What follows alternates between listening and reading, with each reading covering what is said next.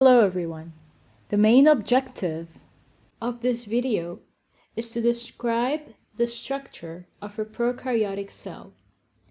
Actually, not all prokaryotic cells have exactly the same components. However, all prokaryotic cells share at least 5 components. And these components that are always present in a prokaryotic cell are, first of all, the plasma membrane, which is also called the cell membrane. This membrane is found in all cells, and it separates the interior of the cell from the outside environment. Now, the next component is the cytoplasm. The cytoplasm is actually a thick solution that fills each cell, and it is enclosed by the plasma membrane, as you can see. The cytoplasm contains water, salts, proteins, and all the minerals that the cell needs. The third component found in a prokaryotic cell is the cell wall.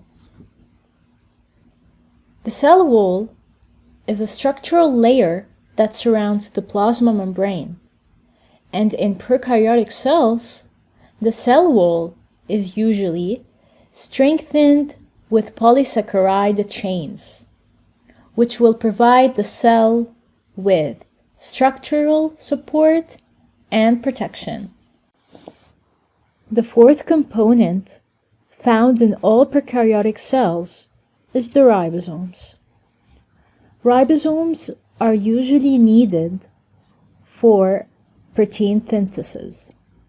They are also found in eukaryotic cells. However, in prokaryotic cells, they are smaller. The last component found in all prokaryotic cells is the genetic material, or DNA.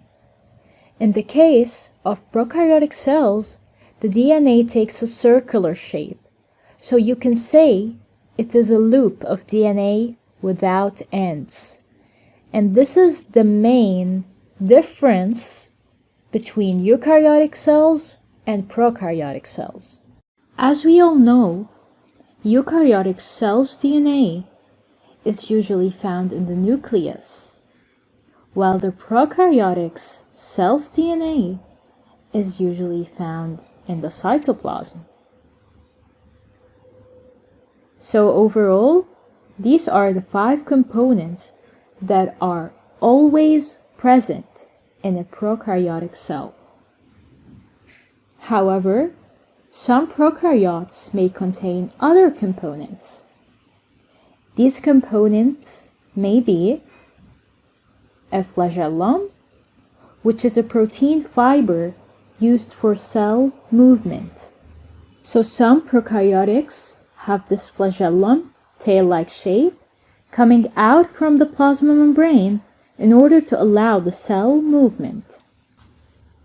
In addition, some prokaryotes may have a capsule or a slime layer, which is a sticky secretion that protects and helps the cells stick together.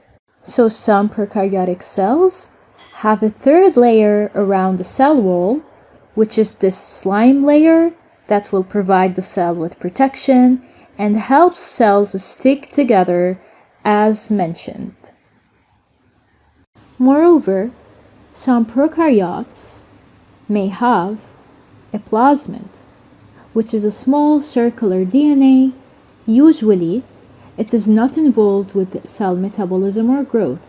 However, the genes found in the plasmids provide the prokaryotes or bacteria with genetic advantages, such as antibiotic resistance. Moreover, some prokaryotes may also contain myosomes, which are enfoldings from the cell membrane that will provide a large surface area for the chemical reactions that are associated with cellular respiration. And we all know that cellular respiration is a process that breaks down food to release energy.